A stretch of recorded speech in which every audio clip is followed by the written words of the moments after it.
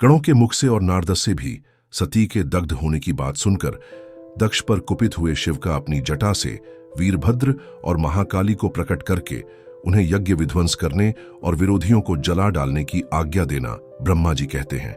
नारद, वह आकाशवाणी सुनकर सब देवता आदि भयभीत तथा विस्मित हो गए।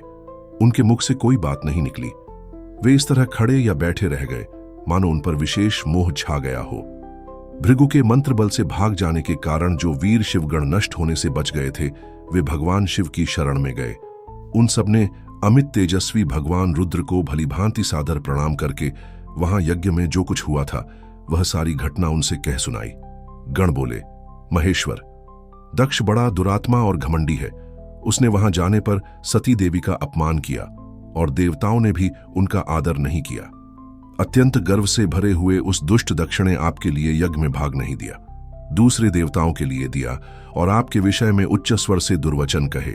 प्रभो, यज्ञ में आपका भाग न देखकर सती देवी कुपित हो उठी और पिता की बारंबार निंदा करके उन्होंने तत्काल अपने शरीर को योगाग्नि द्वारा जलाकर भस्म कर दिया। यह देख 10,000 से अधिक पार्षद लज्जावश शस्त्रों द्वारा अपने ही अंगों को काट काट कर वहां मर गए। शेष हम लोग दक्ष पर कुपित हो उठे और सबको भय पहुंचाते हुए वेग पूर्वक उस यज्ञ का विध्वंस करने को उद्यत हो गए, परंतु विरोधी भृगु ने अपने प्रभाव से हमें तिरस्कृत कर दिया।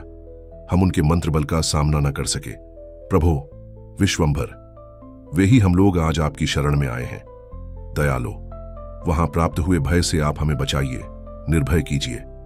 महाप्रभु, उस यज्ञ में दक्ष आदि सभी दुष्टों ने घमंड में आकर आपका विशेष रूप से अपमान किया है।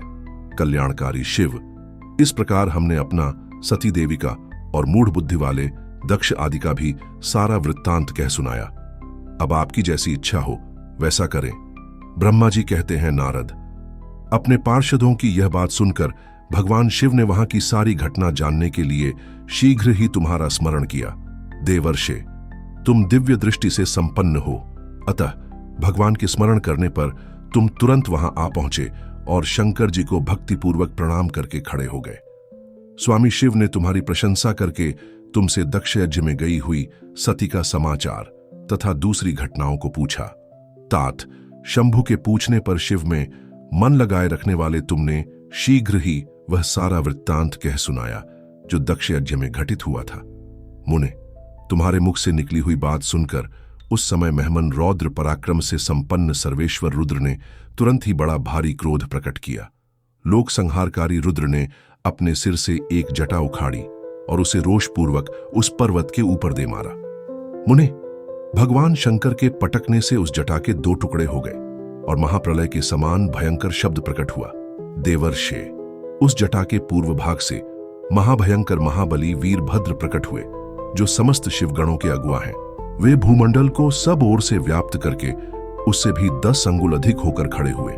वे देखने में प्रलयाग्नि के समान जान पड़ते थे। उनका शरीर बहुत ऊंचा था। वे 1000 भुजाओं से युक्त थे। उन सर्वसमर्थ महारुद्र के क्रोधपूर्वक प्रकट हुए निश्वास से 100 प्रकार के ज्वर और 13 प्रकार के सन्निपात रोग पैदा हो गए। तात, उस जटा के दूसरे भाग से महाकाली उत्पन्न हुई, जो बड़ी भयंकर दिखाई देती थी। वे करोड़ों भूतों से घिरी हुई थीं, जो झर पैदा हुए। वे सब के सब शरीरधारी, क्रूर और समस्त लोगों के लिए भयंकर थे। वे अपने तेज से प्रज्वलित हो सब और दाह उत्पन्न करते हुए से प्रतीत होते थे।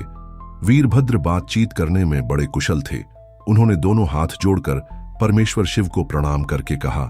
वीरभद्र बोले, महारुद्र, सोम, सूर्य और अग्नि को 3 नेत्रों के रूप में धारण करने वाले प्रभु, शीघ्र आज्ञा दीजिए। मुझे इस समय कौन सा कार्य करना होगा? ईशान, क्या मुझे आधे ही क्षण में सारे समुद्रों को सुखा देना है या इतने ही समय में संपूर्ण पर्वतों को पीस डालना है?